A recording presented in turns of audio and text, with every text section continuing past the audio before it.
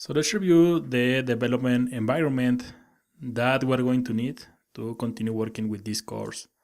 I recommend that you install Google Chrome. In my opinion, Google Chrome is the best browser when you are working with JavaScript.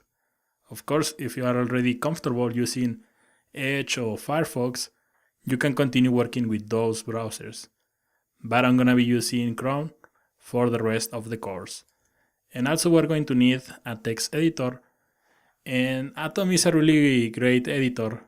Sublime Text also in brackets, but in my opinion, when you're working with JavaScript, the best text editor that you will find is Visual Studio Code. Visual Studio Code is free. Visual Studio Code is available in Windows, Mac, and Linux, so I think it's a great option to use Visual Studio Code. So I have already installed Visual Studio Code. And when you install Visual Studio Code, you will find a menu like this on the left. Click on this icon, the last one, and from here you can install new extensions, something really similar that you will find in Sublime Text, or also something really similar that you will find on Atom. So for example, from here you can see that I have already installed some of the extensions, and I'm going to close this. So here are the extensions that I recommend that you install. So first we're gonna need a server, and in my opinion Live Server is the best extension that you will find in Visual Studio Code. This is going to create a server and has some really nice features. We're gonna take a look at this in just a little. Then also I recommend this one, JavaScript ES6 code snippets. This is also a really nice extension. This extension is going to offer some nice snippets. If you scroll a little, you will find some of the snippets here on the bottom, but also you will find, or it will offer some nice code auto-completion. So in my opinion, these are the most important. Here I have HTML5 snippets, and also if you want, you can install this bracket pair colorizer. This is going to highlight, for example, the braces, the curly braces, or the square brackets. Is going to add different colors. So for example, if you open an if statement, the parentheses are going to be in the same color. Then if you open the curly braces, it's going to highlight them in different colors. So this is going to be really helpful, especially since we're going to write a lot of code through the course. So in my opinion, these are the extensions that I recommend. The most important is going to be Live Server. Make sure that you install Live Server.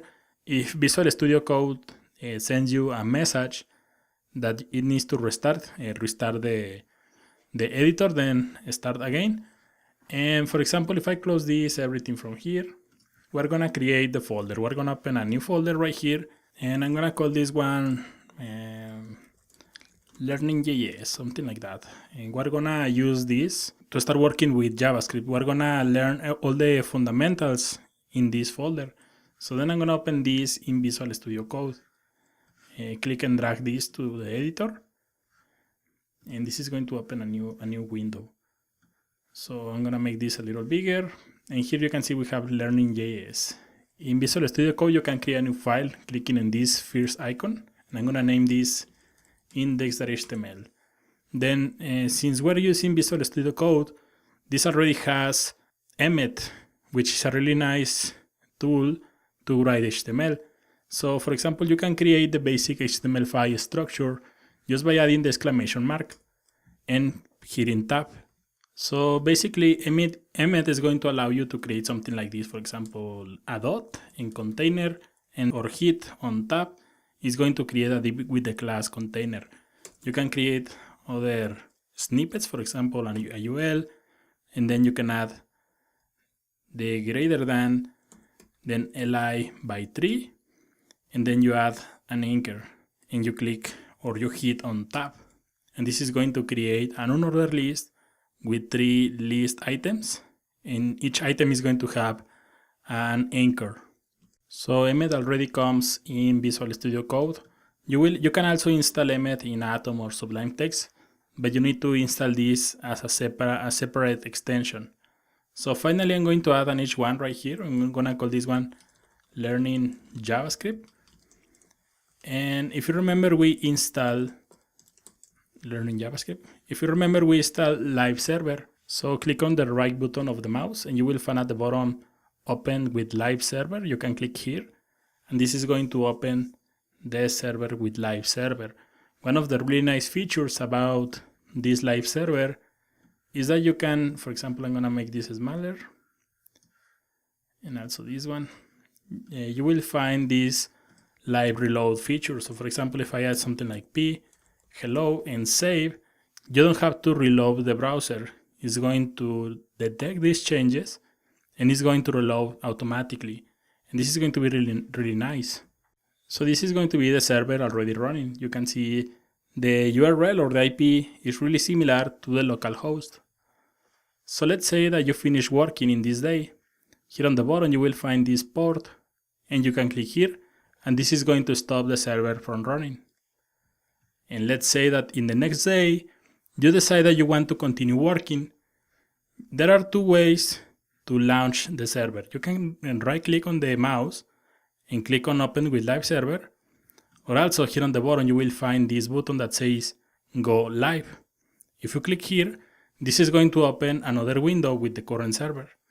So this is how you stop and run the local server. And the local server is going to be really helpful when we are working with, especially with Ajax and the Fetch API. So I really recommend that you install a local server like this.